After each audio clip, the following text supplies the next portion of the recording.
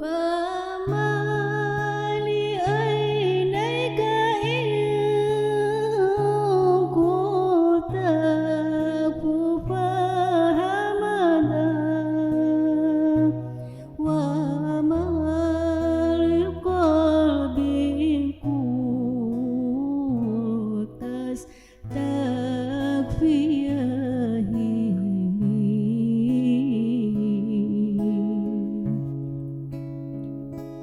يا ربي بالمصطفى بلغ مقاصدنا واغفر لنا ما مضى يا واسع الكرم.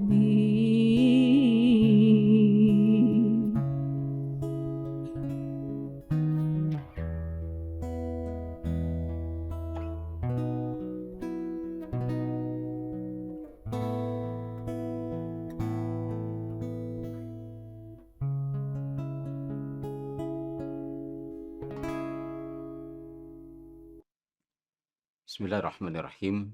Assalamualaikum warahmatullahi wabarakatuh. Alhamdulillahirabbil alamin. Allahumma shalli ala sayyidina Muhammad wa ali sayyidina Muhammad. Saudara, hijrah Nuhade kali ini kita ingin memotret perjalanan haji sebagai sebuah ibadah pemersatu umat.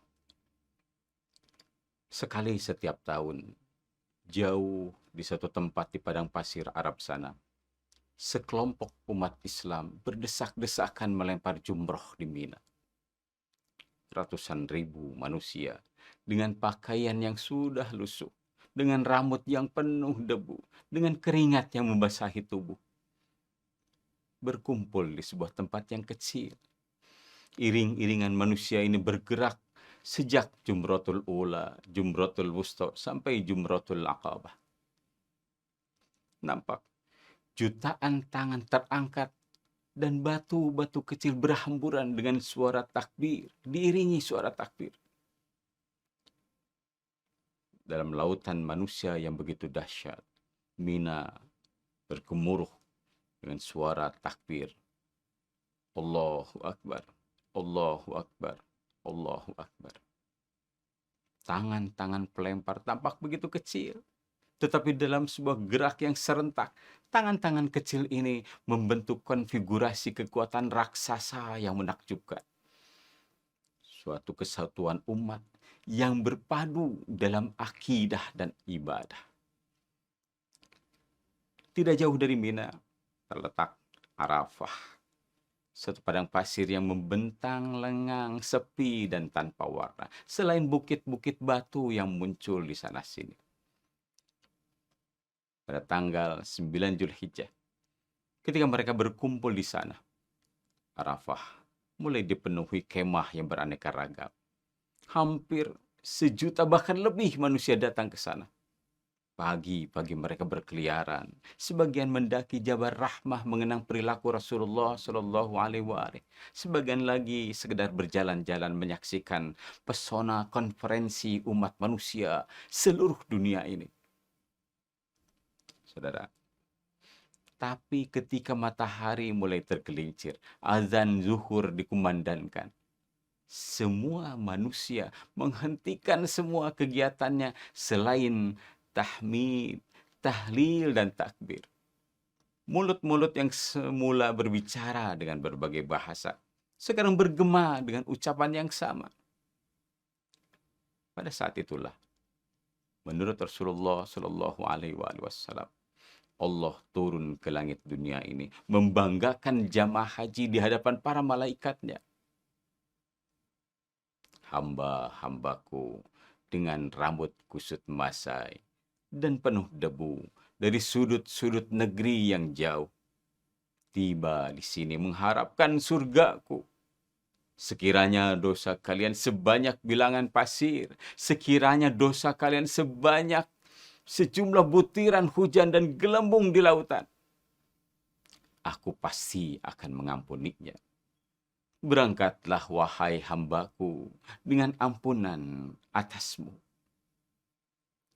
Inilah wukuf di Arafah. Inilah inaugurasi jamaah haji. Inilah saat yang paling mendebarkan dalam seluruh perjalanan mereka yang suci. Tidak jarang, di sela-sela suara talbiyah, terdengar isakan tangis anak manusia yang menyadari dosa-dosanya yang lalu. Begitu sucinya peristiwa ini. Sehingga kalau ada orang yang wafat di Arafah, hendaknya ia dikuburkan dengan kain ihram yang dipakainya saat itu. Kelak, di hari akhir, ujar Rasulullah Shallallahu Alaihi Wasallam, dia akan dibangkitkan dengan pakaian hajinya. Dia akan bangun seraya mengucapkan labbaik Allahumma labbaik, agar dikiranya ia masih berada di Arafah. Suara talbiyah ini sudah bergema sejak tanggal 8 Zulhijjah ketika rombongan haji meninggalkan Makkah menuju Arafah. Sepanjang jalan, tidak henti-hentinya mereka berzikir, labbaik Allahumma labbaik, labbaik la syarika laka labbaik, innal hamda wan ni'mata laka wal mulk la syarika lak. Kami datang memenuhi panggilanmu. Kami datang memenuhi panggilanmu ya Allah. Kami datang. Tidak ada syarikat bagimu. Sesungguhnya segala puji, karunia, dan kekuasaannya, semuanya hanyalah milikmu. Saudara, jemaah haji dari berbagai macam bangsa dan bahasa ini berzikir dengan bahasa yang sama. Pakaian mereka, pakaian ihram yang sama. Laki-laki, semua memakai pakaian putih tidak berjahit dan membuka setengah dada mereka. Tidak ada bedanya raja dengan hamba sahaya, pembesar dengan rakyat jelata, sarjana dengan orang biasa. Semuanya di hadapan Allah sama. Semuanya kecil di hadapan penguasa alam semesta. Inilah ajaran Islam yang mengumpulkan seluruh peribadatan. Inilah inti tauhidul ibadah dan tauhidul ummah sekaligus. Mempersatukan pengabdian dan juga mempersatukan umat.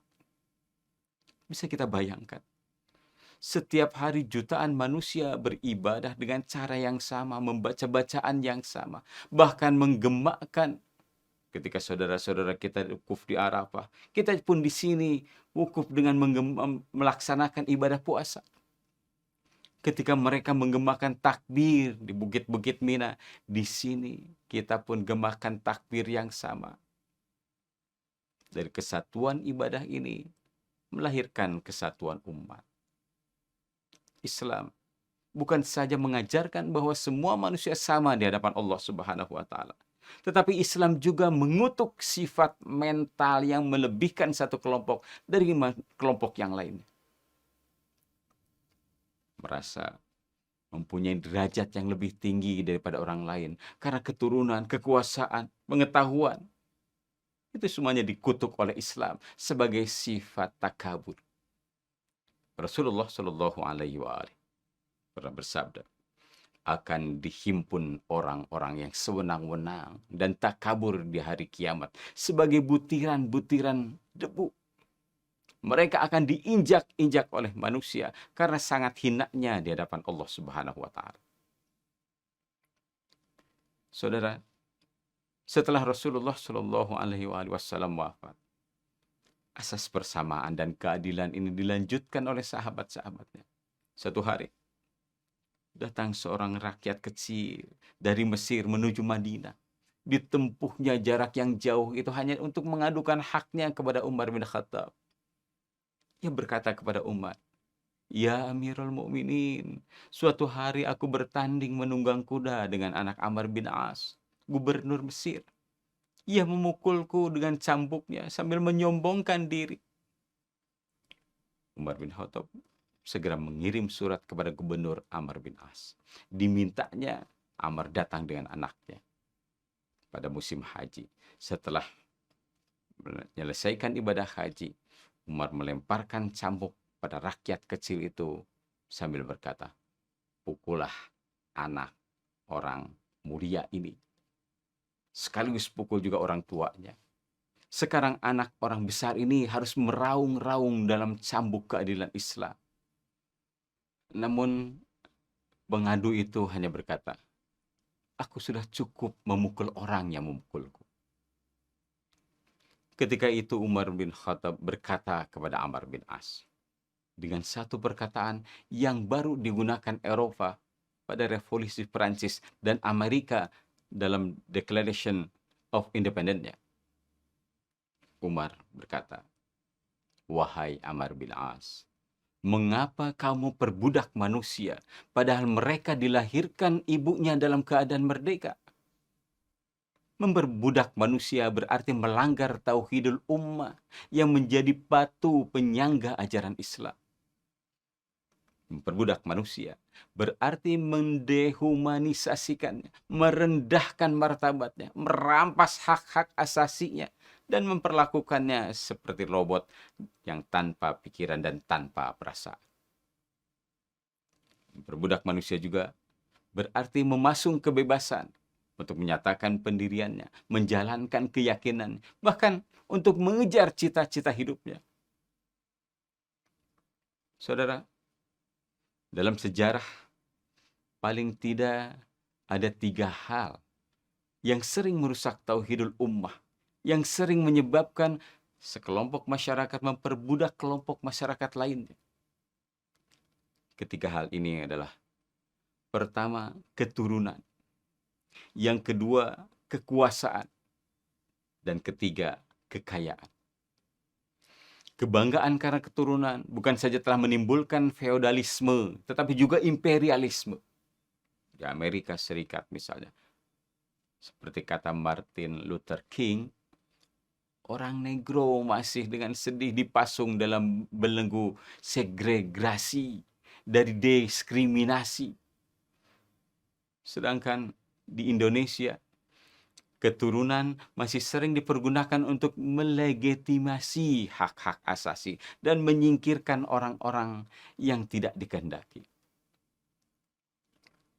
Umat manusia harus menundukkan kepala dan merenungkan kembali sabda Rasulullah Shallallahu Alaihi Wasallam. Tidak ada kelebihan orang kulit putih atas orang kulit hitam, kecuali karena amal salehnya. Allah mengingatkan kita tentang Fir'aun yang menyeret ribuan budak untuk membangun piramid, kuburan para raja. Dewasa ini masih banyak kita lihat Fir'aun kecil yang tertawa gembira di atas penderitaan orang lain. Fir'aun kecil ini menggunakan wewenangnya untuk berbuat sewenang-wenang. Allah Subhanahu wa Ta'ala berfirman, sesungguhnya manusia itu akan sewenang-wenang bila ia merasa dirinya berkecukupan. Dalam surat Al-Alaq ayat 6 dan 7. Saudara, Nabi Ibrahim alaihissalam mengajarkan kepada kita tauhidul ibadah dengan doanya. Sesungguhnya salatku, hidupku, matiku, ibadahku, semuanya milik Allah Rabbul Alamin. Tidak ada syarikat baginya. Dan aku diperintahkan untuk itu, serta aku termasuk orang-orang yang pertama berserah diri. Ini terdapat dalam surat Al-An'am ayat 162, 163. Saudara, untuk melenyapkan perbudakan, kita memerlukan manusia yang mencontoh Nabi Allah Ibrahim alaihissalam dan keluarganya. Dalam Al-Quran, Nabi Ibrahim alaihissalam digambarkan sebagai orang yang menyerahkan diri sepenuhnya kepada Allah. Sehingga perintah apapun ia lakukan, walaupun harus bertentangan dengan pikiran dan perasaannya. Ketika Nabi Ismail alaihissalam lahir, Allah Subhanahu wa Ta'ala menyuruhnya untuk membuangnya bersama ibunya Ummu Ismail ke sebuah lembah yang gersang. Tatkala Nabi Ibrahim meninggalkan mereka dengan sebuah gariba air, Ummu Ismail bertanya, mau kemana engkau ya Ibrahim? Engkau tinggalkan kami di lembah yang tidak ada siapapun dan tidak ada apapun. Tetapi Nabi Ibrahim tidak menjawab. Tapi ketika Ummu Salamah bertanya, kepada siapa engkau titipkan kami di sini? Ibrahim alaihissalam menjawab, kepada Allah. Ummu Ismail menjawab dengan penuh keimanan. Kalau begitu, aku rela karena Allah. Ketika Nabi Ibrahim alaihissalam diperintahkan untuk menyembelih Nabi Ismail alaihissalam, dimintanya pendapat anaknya terlebih dahulu. Al-Quran mengatakan, Inni ara fil manam, fangzur madza tara. Bagaimana pendapatmu? Lalu Nabi Ismail menjawab, Ya abati fa'al ma tu'maru, satajiduni insyaallah minas sabirin. Lakukan wahai ayah apa yang diperintahkan oleh Allah Subhanahu wa taala. Insyaallah aku akan bersabar. Terdapat dalam surat As-Saffat ayat 102. Ini adalah tauhidul ibadah. Hanya menghambakan diri kepada Allah Subhanahu wa taala saja. Pasrahkan diri sepenuhnya kepada ketentuan Allah, walaupun pikiran dan perasaan memberikan anjuran untuk hal yang lain. Seorang ilmuwan yang tauhidul ibadah, bila suatu saat digoda untuk manipulasi misalnya, membohongi data dan angka, maka dia akan ingat kepada Allah. Tauhidul ibadah bagi seorang pemuda misalnya, yang mulai memilih hidup dengan bimbingan agama, walaupun kawan-kawannya mengejek sebagai muslim yang fanatik, kampungan, dan sebagainya, dan harus banyak kehilangan kesenangan masa mudanya, maka ia bisikan kembali ucapan Ummu Ismail dalam dirinya kepada putranya. Aku ridho dengan ketentuan Allah. Engkau akan mendapati aku, insya Allah, sebagai orang yang bersabar. Saudara, hanya tauhidul ibadah semacam inilah kita akan berhasil menegakkan satu masyarakat yang lepas dari segala macam penindasan dan penjajahan. Satu masyarakat yang adil dan makmur, yang menjadi tujuan pembangunan negara kita ini sekarang. Masyarakat yang ditegakkan di atas keadilan sosial dan merata bagi seluruh rakyatnya. Semoga. Wa ma taufiqi illa billah. Alaihi tawakkaltu wa ilaihi unib. Wassalamualaikum warahmatullahi wabarakatuh.